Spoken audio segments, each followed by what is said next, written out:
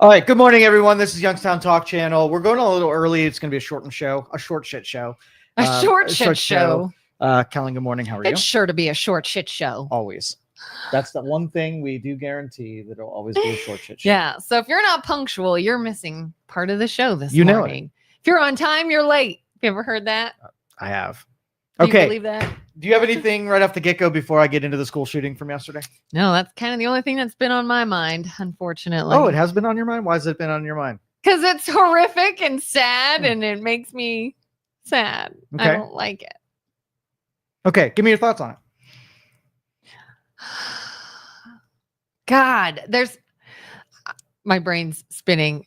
I mean, multiple reasons why it's upsetting. The obvious, that innocent children were harmed. Upsetting that here we are again, that no one was surprised, I don't think. Maybe the town, but can you honestly say when the news broke that you were, oh my God, or did it feel to you like, oh, again? Which sucks. I made the mistake yesterday of Googling this psycho and found his manifesto. Have you heard about that? Oh, I read the whole thing last night. Yeah. 100 plus pages of awfulness. Oh, I didn't see 100 plus. I saw part of a video, because part of me, I think my brain, in an effort to maybe protect my emotions, will start thinking, well, maybe he didn't know there were kids in there. Maybe it wasn't as evil as I thought. Maybe it whatever. And then stupidly, I went online and saw, because he posted a manifesto. He posted a video to YouTube. It has since been taken down, but you can still find it online.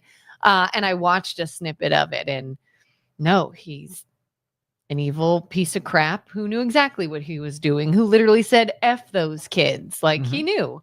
Right. And so that made me just think, oh my God, what is wrong with people? And now, does it shatter an ideal that you think that you're surrounded by good people, that there aren't thousands of people as trashy and as awful as that person? No, I know there is. Okay. So it's just a matter of time before next month we have another one of these trashy people that are deranged demons that are going to go and do it again. It's all, I could put money on it right now that another one will visit us, and we will go through the same emotions, and we'll go through the same things in a polarized political deal. Like the liberals will say one thing and they'll say yap, yap, yap. And the Republicans will say the other thing, yap, yap, yap. And it's an unsolvable thing. It's going to be an argument about trans people. And that's what's going to come out of it. I am curious. One of the things I kept asking myself when I did see part of his manifesto is he was clearly suicidal. He stated that outright. He stated the pain he's been in. Does it say in there, why then don't just go kill yourself? Like he did, but why don't you leave it at that? Why the children? Did he explain that at all? That I don't get. Why that had to be an aspect of him ending his own pain. Well, in the manifesto, he basically hated everybody. Okay. Except his parents and family. Yeah. He was a little ashamed of what was going to happen to them after he did this thing. And that's about it. He hated every racial group. He hated every ethnicity. He hated everyone. Okay. Yeah. But I am an engineer. So when I'm either given a problem and the person that wants me to solve the problem is willing to go to whatever length to actually solve the problem. And then I'm just a observer, where you don't really want to do the things that are required to solve the problem. So really, when you're at that impasse of the polarizing between those two ends of what you're willing to go, or what length you're willing to go to solve the problem, now it's just about mitigation. Right? You're either going to do things that make it better or do things that make it worse. Nobody is willing to go to the lengths that will lead us to actually solve the problem. So it's intelligent to be able to mitigate it, but even the steps that you would take to mitigate it, there's no good steps even in the mitigation side. Right? So, okay, let's do some engineering here, and let's put up some ideas about how not you end the problem, but you make it better. How you make it better? So one thing that I feel like is a very, very touchy subject with this particular instance, but I think needs addressed is the idea of mental health. Mm-hmm. And when you address that, in this instance, the idea of trans people is going to be involved in that. And people get real, oh, be careful what you say, be careful, don't offend anyone. Well, and it's like, but it needs addressed. If we keep politics out of it and we just address it based on the science side of things, then you don't have a political persuasion trying to urge the results in a different direction. So if you take true objective science and just say, okay, I'm going to hit the data and find out what's contributing to the problem. And if you want to take my data and do something with it, cool, I'm just going to tell you actually what's happening. Yeah. We are incapable of that. There's no such thing as objective science when it comes to this stuff. There's not, like, the social sciences aren't going to go in there and say, gee, if I do X, what is the what does the data say about elevated risks and mitigated risks? And because you're always going to have a person that has those ambush predators, they're going to say, oh, you're taking a line on something that I believe in. Nope. Quell the science. And I want you to be on my side. Yeah. And I'm like, the whole idea of this person legally changed their name at what age? 17, I think. The mother let them do this in an attempt to live as a different gender. This person was also suicidal. That's a fact. He stated it himself. It's true. There is information out there that discusses the correlation between people with suicidal ideals and transgenderism, and I can't think of the actual medical term, but there's a term when you don't feel like your body matches your idea of your gender and things like that nature. And it's like, there is a mental health issue here.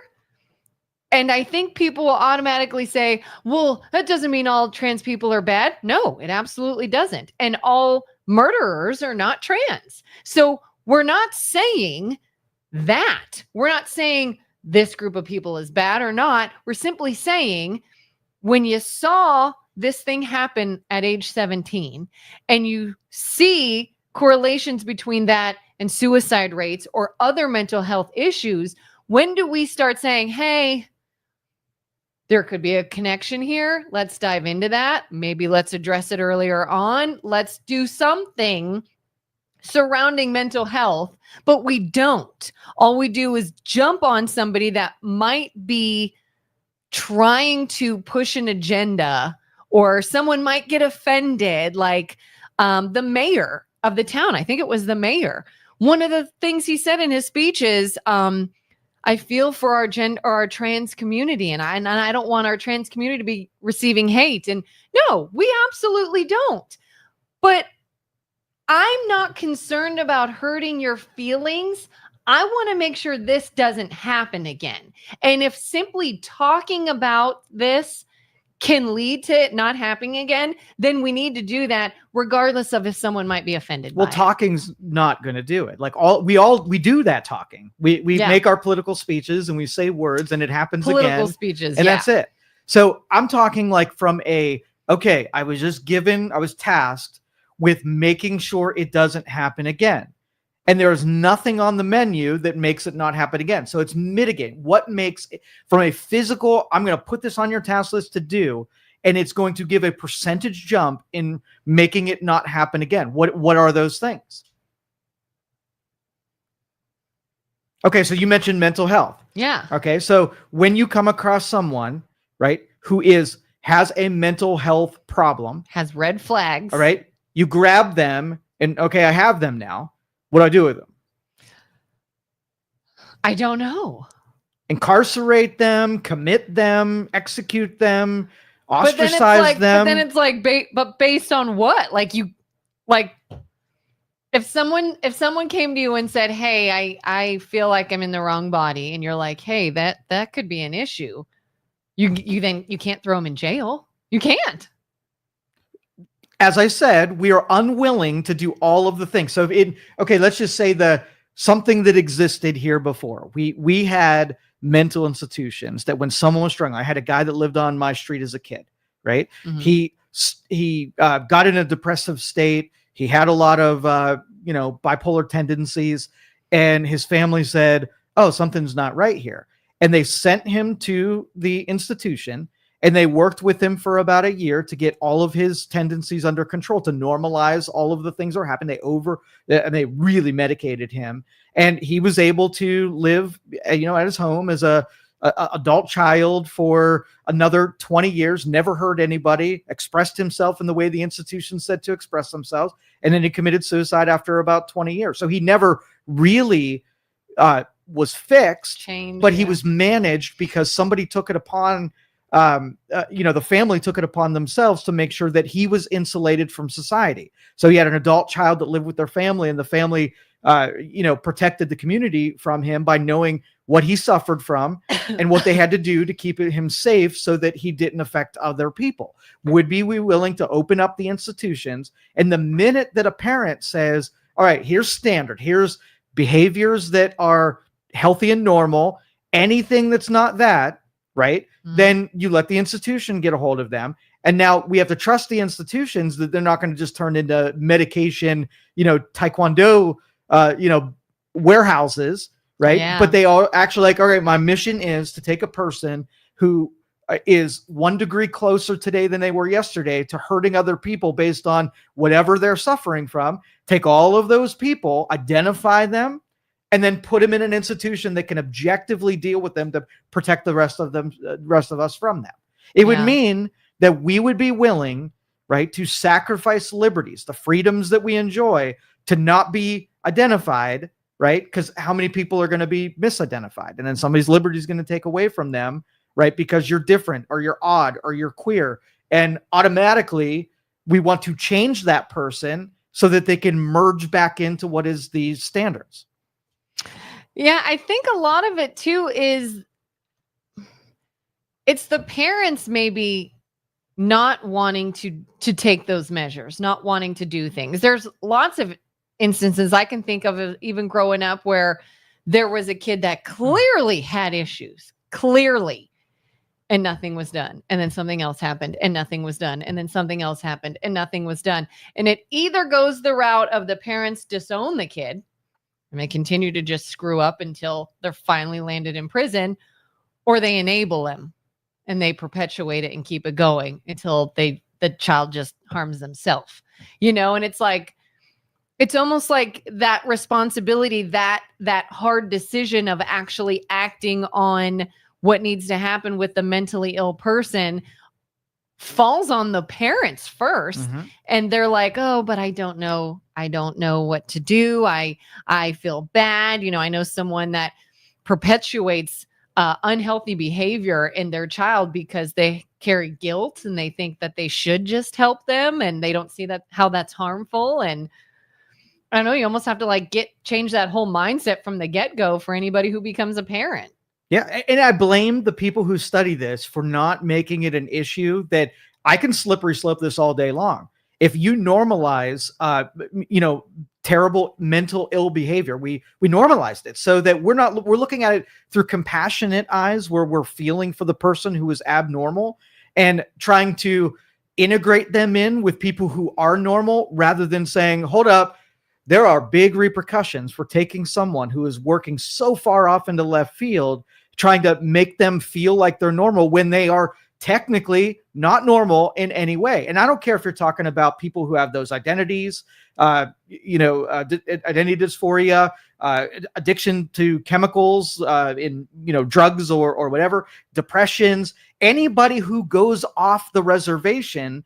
I think that there should be someone to help those people rejoin the standard groove of mental health. Yeah. And we talk a lot, by we, I mean the general public, talks a lot about the stigma surrounding mental health and end the stigma.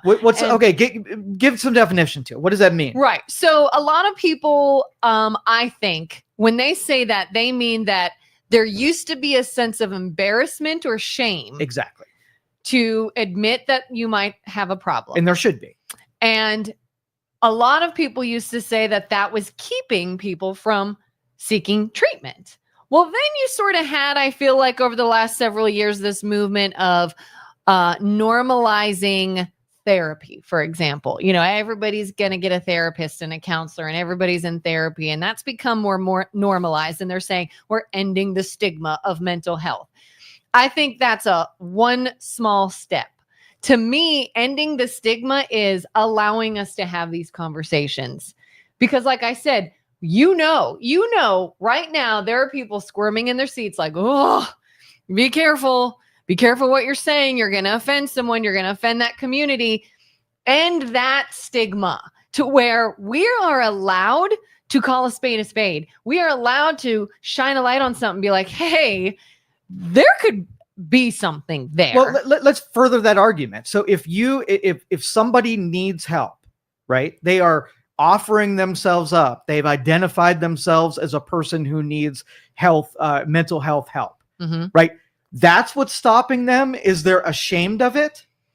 Some people, not all people. So you could test this. And again, the social scientists, what they're going to basically do is compare the people who are identified by others and say, by comparison, you are unhealthy. You're delving into, sort of areas that are dangerous versus a person and say, man, I'm pretty unhealthy. Let me go see a doctor. That is very unlikely that the problem is the person isn't self-diagnosing that they need help. I call bullshit on that, because I think it's up to the culture to identify and categorize someone who you feel is sliding down the slope of danger because they are pushing on the status quo in a rebellious way. And if you don't think that culture is more responsible than the individual. So like as a kid, were there any, anybody in pop culture that everybody emulated? Like a singer could do something and you had people in society, they would do that too. So they look up to, so these people, right? Because the secularists ripped out our morality. And so this person that shot up the school, you know who they were looking up to and mentoring under? No. Past school shooters. They talked about them like they were heroes. Like this person did this and I'm going to do it different. So it's almost like they took their favorite rock star, right? And they were like, I'm going to do this too. I could be on that field scoring a touchdown too. And they're rehearsing in their brain how they're going to even outdo the people who they see as the pinnacle of what they, what they're pursuing. And so culture has almost, through movies, TV, lyrics, what we perpetuate in culture, we've almost made our big, what are those called when kids look up to athletes? Like heroes, idols, role models. Role models. So we've created role models in the most violent, terrible people that there are. And you don't think that there's a percentage of impressionable people that when you say something like, I said these lyrics and they were awful and I don't really mean stabbing someone in the face. If you knew that there were 1,000 people out there that would hear those lyrics and say, you're my role model and you stab someone in the chest, I want to do that too. And I want to do it better than the song. So culture supports it. They suggest it. And then all the weakened mental people out there take it as a serious approach. And then they go do those things. So could social sciences take the people who are just zombie brain deads, find them, get them rid of the normal people? Because those are our real dangers here. The people that will, if I go on Reddit today, let's just say I'm tasked with the school shooting task force, right? The first thing I want to find is people who just like roll in all of the evils, right? I want to find the people who are celebrating this. I'm going to go out on Reddit and find all the people who are like, yeah, the Luigi Mangino guy. All the people who are like, yeah, and I'm putting your name down and you're on my freaking list. And I want to study you. I want to isolate you and I want to remove you from normal people because that is not normal things to say and do. Yeah. So I want to take there's probably millions. Take the millions of people who celebrate evils and get them away from the non-evil people, first and foremost. Liberty's gone. That would be dang near impossible. Yeah. I bet you there'd be so many. Because then you're like, well, what degree? Well, how evil are we talking? Like, is it this or is it, maybe you didn't kill these people. Maybe you just... Well, I don't want it to be acceptable to say things like, I really love when people get stabbed in the chest. That's as close to incitement. And giving you the riddle. Hey, Yeah. I'm given the right circumstances, I'm going to stab someone in the chest, right? Yeah. Those were, and again, you're no matter what you do, you're going to sacrifice some kind of liberties. You're going to. Either we stand back and watch it get worse and be shocked and outraged every single time, or pick your liberty that you're willing to to wheel or to take off the menu for some people in your society, one way or the other. Yeah, my did you see the interview with the little boy? The little boy talked about his buddy shielded him and then was hit. Did you see that? So they interviewed a little boy, I think he was maybe 10 years old. He was in there and he was explaining what was happening, how they started shooting through the stained glass and all this stuff. And he said his friend jumped on him when they all got down and shielded him. And he was hit. He's okay, thank God. When I heard that, one of my thoughts was like, let's talk about that little boy. Like, why do we know the most gruesome, disgusting details about the person who did this? His face is everywhere. And I understand people have questions and they want answers. Don't give him the spotlight. Don't give him what he wanted.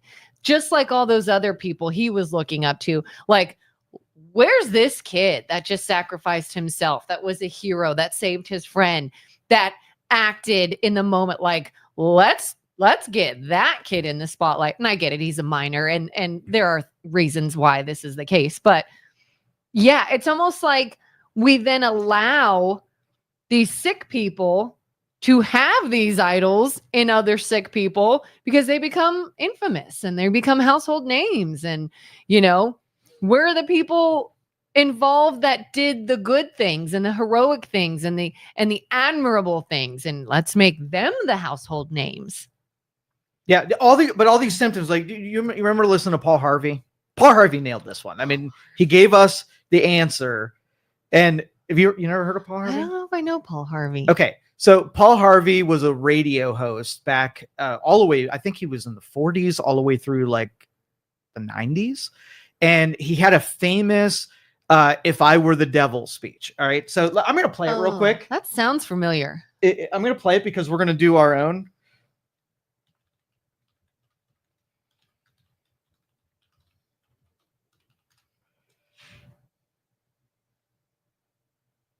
This sounds familiar. Maybe I have heard this. 1965 broadcast. Can people hear this? I'm going to put it on. We're going to put it on.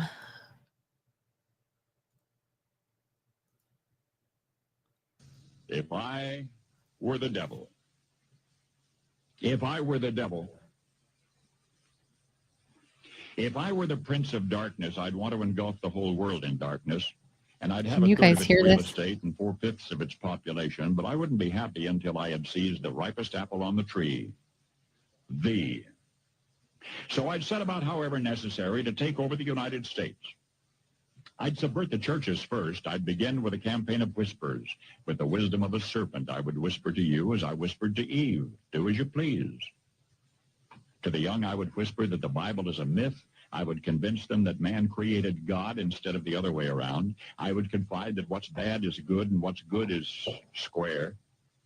And the old I would teach to pray after me, Our Father, which art in Washington. And then I'd get organized. I'd educate authors in how to make lurid literature exciting so that anything else would appear dull and uninteresting. I'd threaten TV with dirtier movies and vice versa. I'd peddle narcotics to whom I could. I'd sell alcohol to ladies and gentlemen of distinction. I'd tranquilize the rest with pills. If I were the devil, I'd soon have families at war with themselves, churches at war with themselves, and nations at war with themselves, until each in its turn was consumed. And with promises of higher ratings, I'd have mesmerizing media fanning the flames.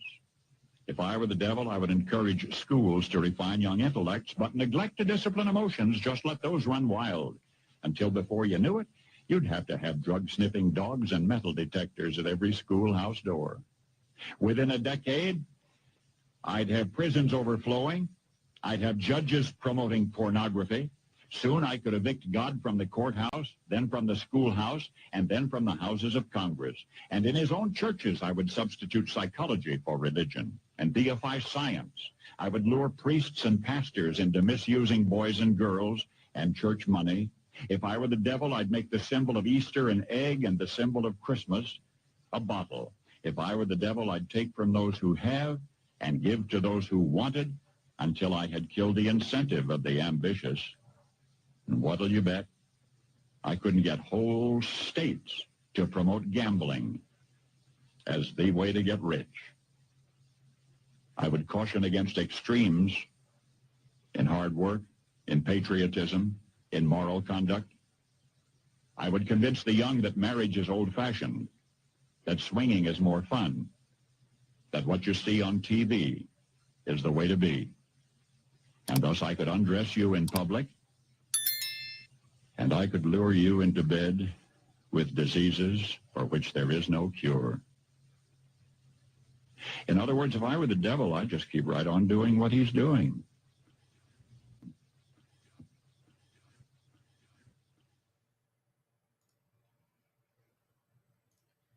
It's sobering. Wow. 1965. Yeah. And watching the secularists just feed the devil on the path that we're on. So me, I would say, hey, go back in time, make different decisions so that your culture doesn't adopt the very things that create the symptoms that we're experiencing today. It's too late for that. So it's not like I'm going to be like, hey, you as a parent. Oh, we're Music's playing. uh-oh. Oh, how funny. She Talks to Angels just started playing. Suspicious. Ooh. All right, let's read some comments here Yeah. before I go to no one wants to admit there's anything wrong with themselves or family. They're too fragile, and that is the case. Yeah. We're going to clip it. I don't know. Isaac's gone. We used to have mental health institutions. State eliminated them, and all these people were released either to prisons or back in the public. I agree. Don't show the evils. I do agree. I will. I Pull don't the, agree. Oh, I don't agree. I will pull the trigger if I have to, but that doesn't mean I'm going to go on a rampage. Okay. Yes, there when was I something said, here. can you hear? Yeah. Yeah.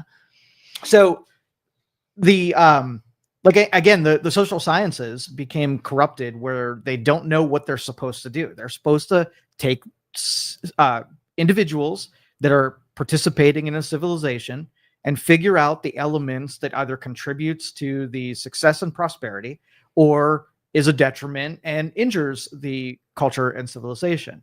So if they're not doing that, what the frick are they doing? Are they're pursuing feel-good things that probably are connected to pharmaceuticals in some direction and giving people who have problems, giving them confidence rather than saying, you suck, make different choices, get off the drugs, go run and exercise, eat better food, don't hang around people, don't watch pornography, violent games aren't for you, let's not watch movies that underpin terrible behaviors, get some good influence. So if you did the if I were the devil thing, and you got let's just say you got a 5-year-old kid, right, totally impressionable, willing to hear everything you want, or hear everything that you say and do anything that you want, and you want to craft them into the next school shooter. So you have so many things at your disposal, so many exposures, whatever. What would you say? What would you do? And what would you expose them to that kept increasing their chances to be a school shooter? Okay. Yeah. You want to literally waterfall this? Do it. What would you do? Like, what do you think the best way to get somebody? Now, number one on mine is you got to foster hatred. You got to foster that, you got to say the word Nazi a whole lot. You got to say evils a whole lot. You got to compare all people to bad things. Put a divide between people. Right. Make sure that you think that most everybody is evil and they're terrible anyway, and they should be killed. So the underpinnings are you got to demonize everyone. So there's no empathy. There's no people out there. Yeah. They are demons. Yeah. I would also either remove a parent, remove the same-sex parent from them. Okay. Lack of parenting. That's a good one. And or make it a really awful parent. Yeah, so I would remove that. I would make the home as broken as possible. Okay. So spread a lot of hate, make the home as broken as possible, take away any role model, especially of the same sex. And I think that there's going to be a biological reservation about loss of life. So I would need to desensitize that person so they see so much death and they get desensitized to it. So when they do it, they would have no, hesitation. Yeah. I would encourage their own ideas, even if they're misunderstood. Okay. Even if give them confidence in whatever they're feeling, because hey, I think this and I confidence want is more this. Well, important. absolutely. Then that's the way you should no feel. corrections then. Yes. Okay. I would do that. How about hero worship, where you have to put people in front of them that they want to be part of and take those terrible people, elevate them so that they can be worshipped accordingly. So you need some North Stars that are South Stars. Yep. I would enforce the idea that anyone in an authoritative position is probably wrong and you're right over them. Okay. That could be teachers, law enforcement. Demonize those people for sure, because they're going to give them good influences. You want all bad. They're trying to keep you down when really you are the one who's right here, not them. Okay. How about chemicals? Like if you want to keep someone in a stupor and not thinking straight and not have reason, pump their body full of chemicals. Yep. Chemicals and poor nutrition. Mm-hmm. You can even go that simple. Maybe I just don't feed you the nutrients your brain needs to thrive and grow properly and think properly. And that would be an easy thing to do. Okay. So malnutrition. So you're physically not operating well. Chemicals. Let's mess the brain up good while you're in this helter skelter of whatever. And I don't even know if I use that term right, but when you get the opportunity to say that, comfort with weapons. Yeah. Okay. So either with video games, getting used to toting around a sawed-off shotgun or a military weapon, and also access to weapons. So just based on what we've said so far, how much of a percent chance, right? Mm-hmm. Did we increase that? Because we created the motive, right? By removing all the reasons why you wouldn't do it.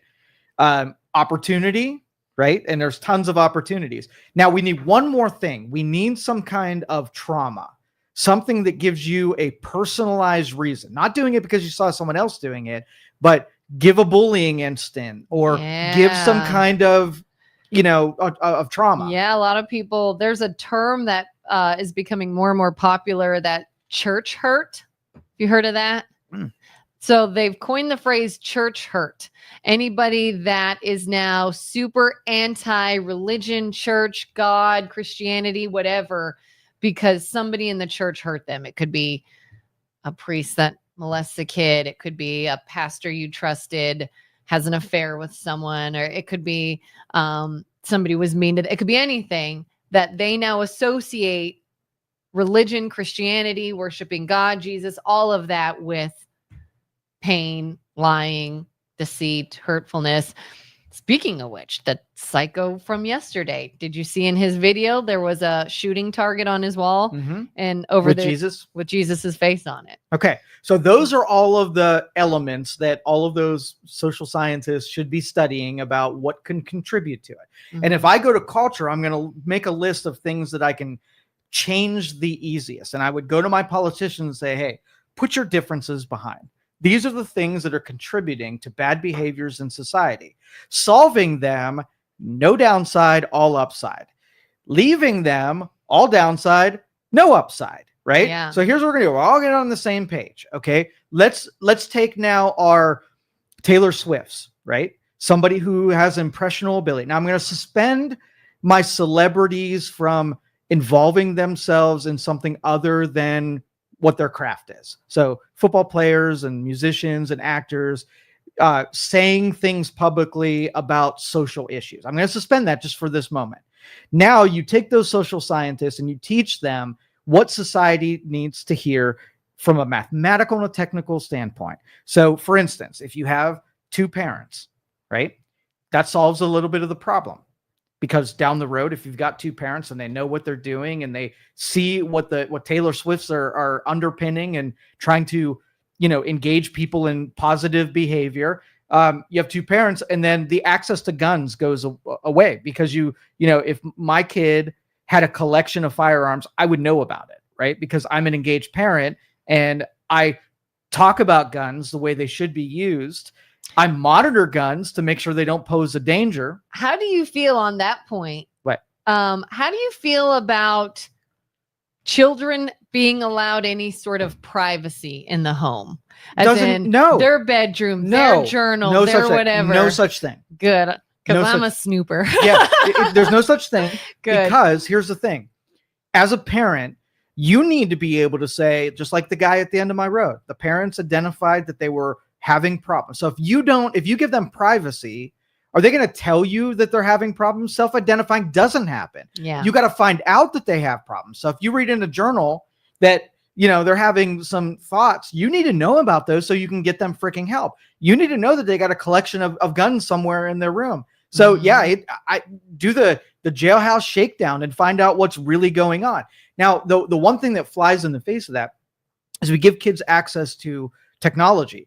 And they do have privacy on that technology because you don't know the exposure levels that that they're being exposed to. I would rather bless the exposure, right? And talk about what I'm pretty sure they're being exposed to and at least know that they're getting that exposure so I can have conversations because I'm a engaged parent that way. But anyway, no privacy. But so the parent thing solves the access to weapons and how they feel about weapons, how they engage with weapons. And a kid that's 17, this kid was a 22-year-old, so he could have gone and bought his own stuff. But by the point you get to that, if they've got a fascination with violence and they're going to the shooting range and they're buying weapons, you can have a talk like real quick that if they don't get over that violent streak, they need to go visit the institution and have someone break them of that violent streak before the rest of society pays the consequence for that. Yeah. I feel like everybody thinks when something like this happens, like first words out of people's mouths you start hearing is, that's an evil person. Evil was in that person. This was one instance of the devil having a grip on one person. And it's like, it's not that simple. No, it is not that at all. Yeah. Okay. So here's what I say. When you talk about evil, you talk about somebody who is so much different than our society. So something almost supernatural happened where something possessed them to do it. They were a model human being until this one day. What happened? Read any of the writings. Wasn't the case. Read any of the writings, and you will not struggle to find everything that he said and felt as commonplace on the internet, and all of us regular people tolerate it. So just a mirror image of a collection of all the stuff. Someone's attracted to negativity like that. They can go find the Anarchist Cookbook. They can find about writings about hatred. They can go down conspiracy theories. And all they did was collect the things that are already part of our society. He literally had things written on his weapons that were the political talking points of the last 2 years. Yep, exactly. Yeah. Everything he wrote, you could have found it's that not in demonic. a daily headline. Then you have to make the argument that all of society is demonic if it's just a mere reflection of everything that you can get on Twitter right now. Yeah. You take a mentally broken person who has all these things that went into becoming mentally broken, and you give him access to anything he needs to do something psychotic and act on his psychotic urges. And it's, he was just evil, right? That was just an evil Paul Harvey would say, that's what you bought. I warned you in 1965. If you do all these things, that's what's going to happen. But we look around like we want the magic pill that's going to solve it. I'm telling you, we're beyond the magic pill. It has to be a complete, turning over of what we tolerate in culture. And the reasonable people need to say, no more violence, no more pornography, no more hate speech, like real hate speech. But we don't shame people. We let people act and have behaviors that are terrible, and we let them just walk around like they're normal people. And then we twist it to say things that aren't hate speech are hate speech. Yeah, we bastardize the language so that you can't question anything. Yeah. So even mental health again, I don't think anybody really has a true understanding of what mental health is. So if we take an analogy in computers, right? Mhm. Programming that is functioning properly is not mental health. You had the programming, you had the processor, everything behaved as it was designed to behave. That's not mental health, right? Mhm. That is by design. Now, mental health is when you put in one thing and there's damage to the information and it gets misprocessed. That would be mental health. So we got to separate, and we're curating people, bad behaviors and real evils, and this is the symptom of real evils, versus people who just don't have the capacity to process things the way that they should be processed.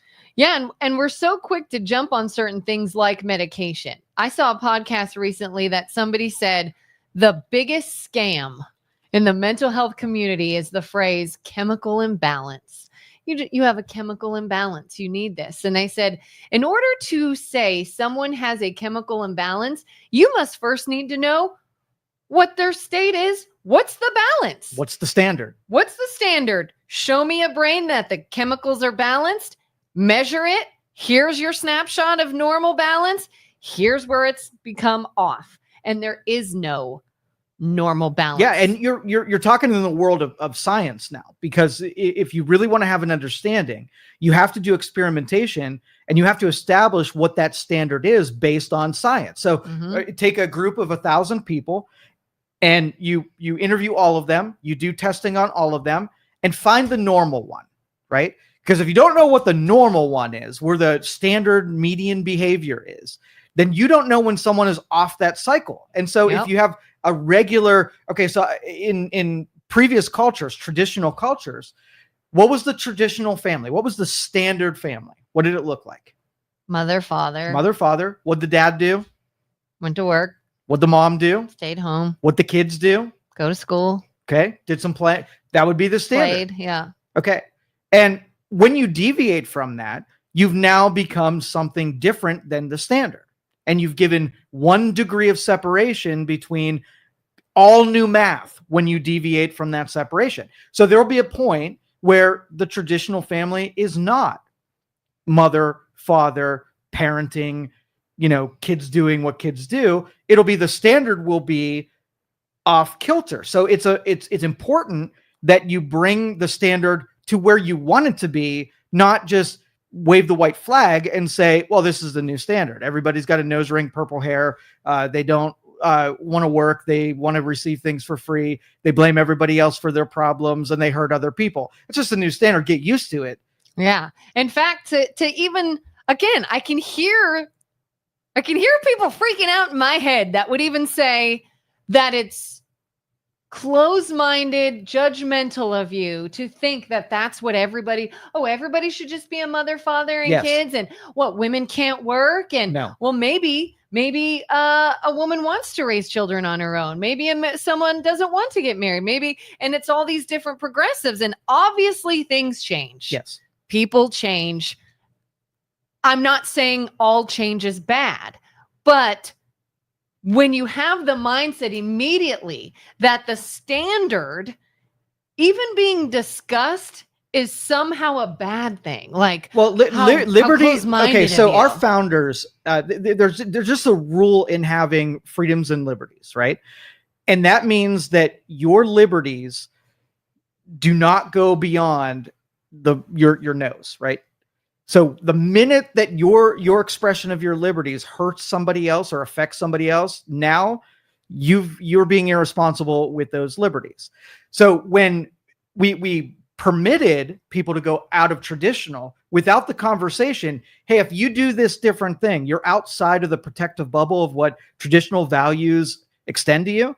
Now you have to make sure that the complications are going outside of that, and you're not a victim of that. You're choosing that behavior. You just have to make sure you insulate the rest of us. So if a woman wants to not be a mom and wants to go out in the workforce, you know what that does, and you have to make sacrifices to be able to fill in the role of a mother in a traditional family. So go work, be a mom, fill in those roles, no repercussions for anybody else. Nobody cares that you go off to work. But the minute that you go off to work and you hurt everybody because of your decisions and you make it their problem, then we're like, time out. You didn't protect us from expressing your liberties, and that's forbidden in a free society. Yeah. It's almost, it's, you should cater to the person that decided to change up. That's where we went wrong. Yeah. Without the talk. And that's where, like I said, the influences of smart people like the Taylor Swifts of the world could use their voice to start, there'd be backlash for sure, but they need to martyr themselves to give, sort of like the noble values that we once had that had meaning, that we eroded and talked down on. And now that we don't have them, if the slippery slope is in the 80s said, hey guys, you're abandoning the traditional family. I want to tell you about like Paul Harvey, what all the repercussions for that. Nuh-uh, that's not going to happen. Right. And then a slippery slope is to say like, everything I told you there, that kind of stuff is starting to happen. It's not too late. We got to go there. And then what they do is they can't be like, ooh, it's kind of wrong. And in the 80s, we did this and the repercussions that were suggested came to be. So I'm not gonna say I was wrong about that. So let me pick the ambush social activist thing and blame that thing. Let me find the other the reason it's not my fault for going down this road. That's exactly where we're at. Oh, there's another thing you could do, which we probably already touched on in a couple of different ways, but you take away all accountability for someone. Nothing is my fault. Nothing is my doing. Everybody's just trying to keep me down. Oh, I know people like that and their lives are miserable. And it's like, how's that working for you? Mm-hmm. How's that working for you? Yeah. I am this way because so-and-so did this to me. Well, what are you going to do about it? And that's why I say that shame, we should not have such a repulsion to shame. Shame does a lot of good in making people that do things realize that it's their freaking fault and they need to make better decisions. If you don't shame someone, they're going to keep doing bad decisions because every time they do something, you say, oh, you know what? It wasn't you. It was, this culture's just bad. It's them, not you. And all you do is foster that, we've created all of those egotistical, those neurotics in a different way about processing things without repercussions, without taking responsibility for it, making it everybody else's fault. Didn't this guy also write a lot of things too about this world is just whatever? Like it's just pain. It's just shit. It's just blah, very blah, nihilistic. Blah. So yeah, it's like he even knew. Yeah. Well, if I have like, let's just say I had my son read Nietzsche, right? Nietzsche. And these are philosophers. They were also I don't know philosophers. Very nihilistic people, very dark view of the world. Lots of good data, lots of little philosophical points. But I'd have a conversation in 2 seconds with my kid about it and how to process someone who just saw the world as a darkened place that wasn't even worth it. Because I'm like, there's a danger in information that suggests to you that no matter what you do, you're going to be a victim and the world's just going to roll over you anyway and whatever. It's good reading. I've read it and I'd love for him to read it, but I don't want him to process and figure out what that means in his world. It's up to me as a parent to translate what Nietzsche was trying to say about his observation of the world and how it fits into your life and how you don't want to become so jaded like Nietzsche was, right? And what that means. That's a parent's freaking role. Even the whole concept of you might think one way, but when you live it out, you see other variables. This simply even played out in our house. My son's going into 5th grade and they have lockers now. And for days he has been so nervous about this. I'm never going to work a locker. I don't understand combinations. I don't want to go to school. I can't work my locker. It's going to be too hard. And in one visit to the school, he had it down pat and he goes, I'm not scared anymore. I can do that. Yep. And it's like, buddy, do you see the correlation between thinking you know something, but then you actually go and you experience it and it could be not that bad. It could be not whatever. There's another thing I think of short-sightedness and taking away the ability for people to see past something, past their own understanding that like, hey, there are consequences. You might want this now or do this now, but do you not see how then later that will change or be different or affect you? And I don't think parents are even enforcing that concept all the time. Well, and you know about kids and being short-sighted and only living in the next, 2 weeks rather than 2 years. It's a parent's job to fill in the information that their brains just don't have the ability to suggest to them. So parenting is so important. And I think if culture decides that we want these single home parents, where parents don't even know what they're supposed to be teaching, they don't know what they're responsible for, they're barely raising their kids in a a healthy. So there's bare minimum, then there's healthy, and then there's really arming. No, terrible phraseology. Arming their kids to deal with real world consequences. You have to be all three of them. At the very least, you have to be healthy. Yeah. But I think a high percentage of them are bare minimums, just not to go to jail. Talk to a teacher. And then having the courage to say, hey, you know what? Up until a certain point, I truly believed we set everything up the way we should have. We've been doing everything right. We're still seeing signs of a potentially serious issue. We got to act on Institution that now. comes in. Yeah. And we got to get really heavy about having people that are unhealthy. So do you, so I kind of wrap the transgender thing into two camps, right? The camp of people who are just from a biological stance, they're very feminine. They do feel like there's no real mental breakage there. They're just confused. The dysphoria, the people that in the 80s where it wasn't socially acceptable, people weren't like experimenting. These were just people who, were a little different. And are you talking about like I've known men that were either raised by a single mom or had a lot of sisters, and they say, I'm just very comfortable with these feminine things. They dress up in a dress. They're not on a crusade to, for an ideology of any kind. They're just a person that's very feminine that, wears dresses, right? Mm-hmm. Not dangerous as far as I'm concerned. Live and let live. I wouldn't have any problem with those people living on my same street, right? Yeah. Thank you. Now, the other camp are the people who are using that as an expression of their identity, right? They're not really that, but it either gets them attention or it gets them certain social privileges or whatever. These are the celebrities who transition their kids before and, can't wait for the moment that they can say, oh, you must be a girl and, make them into a girl. That's the other camp that it's more of a social contagion. And I think it's important to split those two down the road. So if this mass shooter, I wouldn't put them into, oh, it was just a girl and wearing a dress. This was a danger version of that. Yeah. And finding a medical way of separating those two and saying, if you're unhappy or you're confused or you got some severe mental breakage, that person needs help. Not to switch them. They still might wear dresses after it, but it might be a symptom of the other breakages that are there. And those people need to find out if there are other breakages that leads them down to a path of violence and killing and whatnot. Yeah, I personally know a couple people in my life that I've been friendly with growing up and things that are now trans and or in a relationship with a trans person. And I'm sure they are never that violent, broken. I wouldn't have any reason to think they would ever do anything rash, but they have been also suicidal at one point.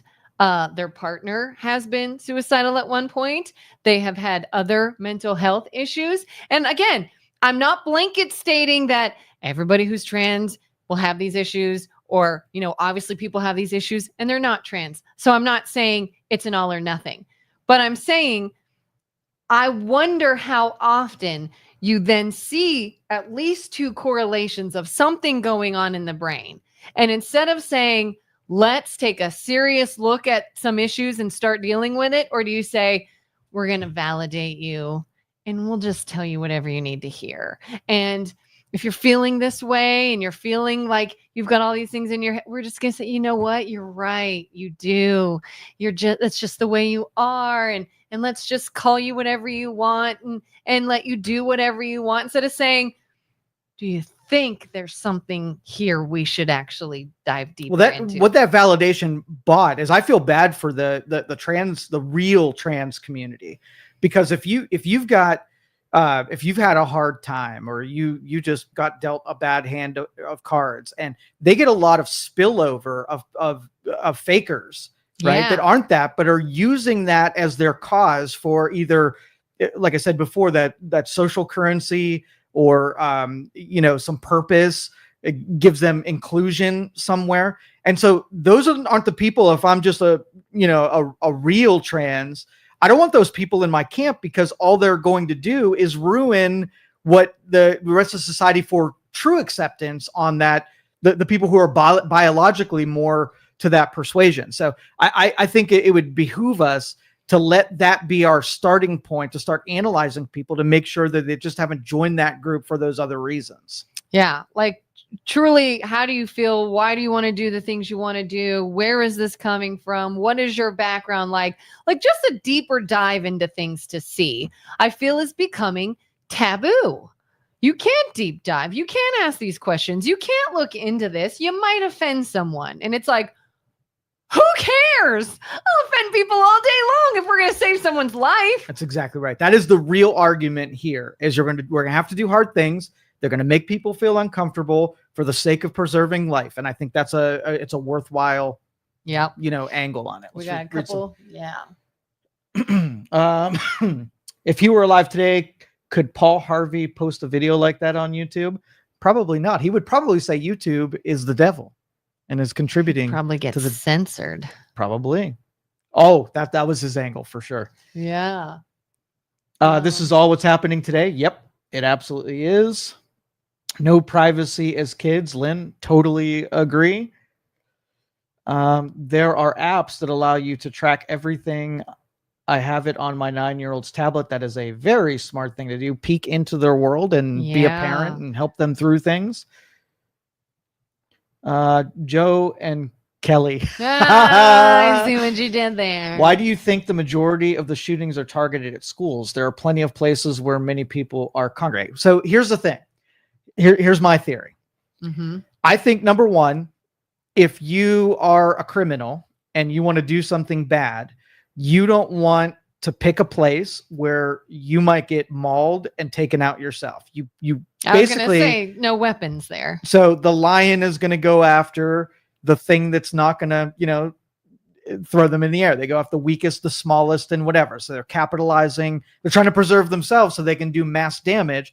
And they're not walking into police stations and doing it, because those guys are going to shoot back. So they're picking a way where they can inflict the most amount of damage possible. They're cowards. They know that. And having gone to that school, I believe, maybe there was a couple of trauma events that happened in those doors. So they're going to wrap up the end of their life in a place that loaded on some trauma, bad experiences, being made fun of, bullied, or whatever, taking out maybe some of the teachers that were, gave them extra homework and were mean to them and whatever. So this person was lashing out with all the evils that you can imagine. This was a good target for the expression of that lash out. I mean, this shooter knew this church. Yeah. His mom worked there. And their hatred for Christianity. So it's all three. He's like, oh, look, this serves all my needs. I know it. I've been here before. I have ties to it. It's convenient. And I hate Christians. Yeah, so hate Christians, weakened targets, probably some trauma, and maybe some axes to grind. And it encompassed a perfect target for a person that's mentally unstable. Yeah.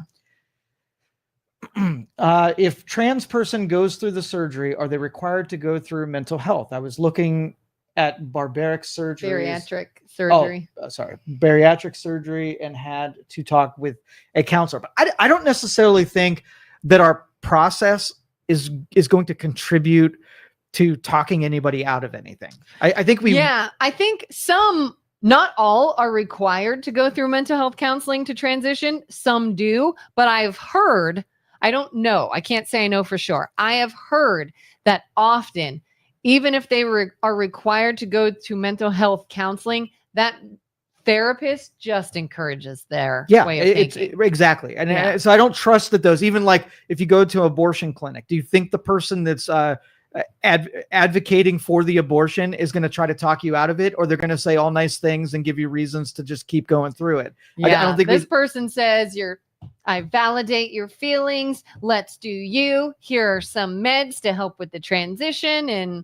And there's not enough pushback, I would guess. Yeah. You go to a doctor's office and insist that you need a certain kind of drug. Is that doctor going to really try hard to push against you when they've got a willing customer waiting to hit? It's just not part of our healthcare because it's too empathetic, too emotional. And like you said, it's almost like just agreeing and siding with you so you feel better about it. Yeah. And when we talk about things like when you start seeing signs or red flags, get someone help, whether it's being committed, mental health therapy, jail, whatever.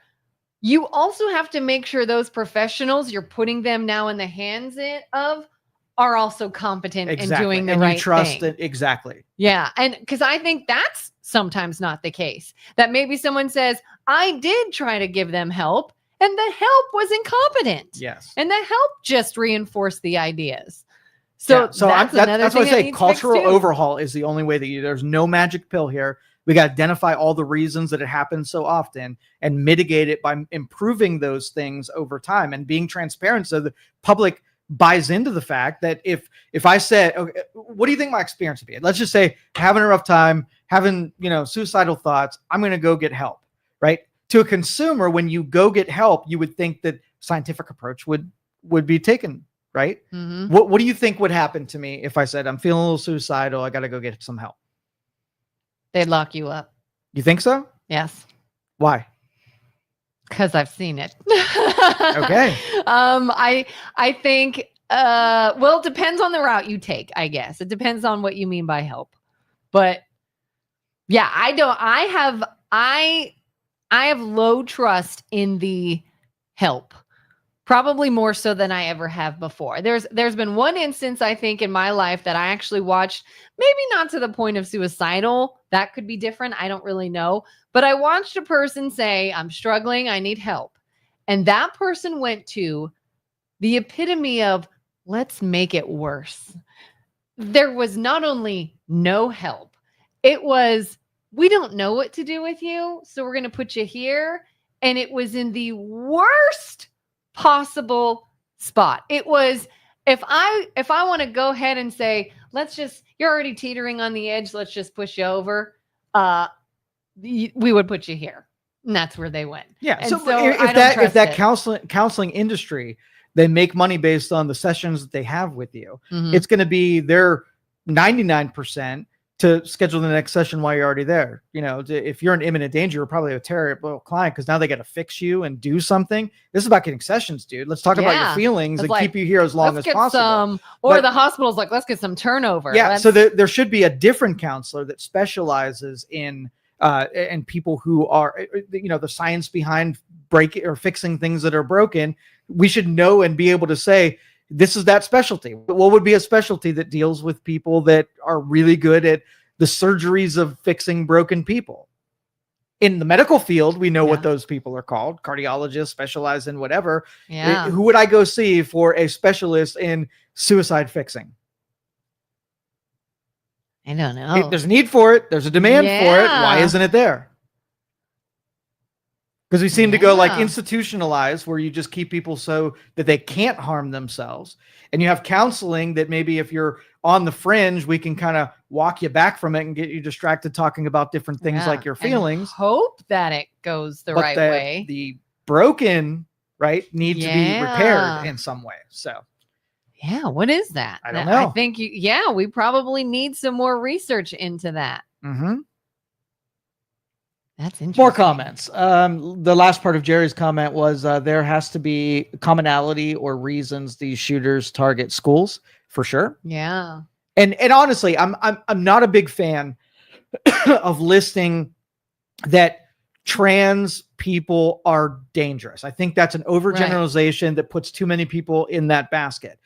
But if you see a correlation, something's happening to these trans kids. Either the people who are becoming trans because of other psychological disorders, or the chemicals that they give these people once they become, once they go down the road of becoming trans. And look at it as all the ingredients. And if you can master and say, if we have SSRIs or we have whatever they do, I don't know, what are the estrogen and the hormones or whatever. And we're doing that. And then we did a study on that. And what does it do? Well, it elevates violence. Okay, what are we doing to counter the violence that's added because of the estrogen? And methodically find out how we can root out the parts that are the consequences of pursuing that lifestyle. Yeah. And what's interesting is if it were something physical, they would find correlations. Like, for example, I've been told that anybody who has issues with gluten is highly likely to also have another autoimmune disease, that it like comes in pairs or threes or whatever the heck. It's like, oh, we have found a correlation between this problem and other problems. So if a trans person, and I'm not saying they're a bad person or that they're going to do anything bad ever, probably not. But if you feel something has happened in your biology that the brain and the body don't line up, and you need to transition, you need to have surgery, you need to do whatever you need to do, fine. But you've acknowledged something is happening here. Why do we just stop the idea then of saying, could something else be happening? Could it be tied to something else? Could it be, if it were a physical ailment, you would look at that all day long. You would dig and dig until you came up with origins. But Absolutely. here we say, here's something that's wrong, and that's it. We'll just fix that for you. It's like, maybe dive deeper into that. What else could lazy be happening? Sciences. Absolutely lazy sciences. All right, we got to wrap up. I'll read one more question here. Some people think transitioning is a treatment for mental health, and that could be true. And I think there's going to be a spectrum of people and how you deal with them to keep them, you want to give everybody the pursuit of happiness, right? And then something's ailing you and something fixes you and it makes you healthier. Cool. And then the people who this is just giving into an unhealth that even makes more unhealth, that's the ones we need to stop. So it's not going to be a uniform rule that says it applies to all people across the board, because we're dealing with human beings, with human nature, and all kinds of hangups. So we got to be methodical and let the science people do their thing. And we got to let people discuss this without bias and hate and political agendas. Yeah. All right. See you guys tomorrow. Bye. Thank you for listening to this show on Youngstown Studio. This is original Youngstown content. Feel free to share our videos and tell your friends about us. Don't forget to subscribe to our YouTube channel and follow us on Facebook.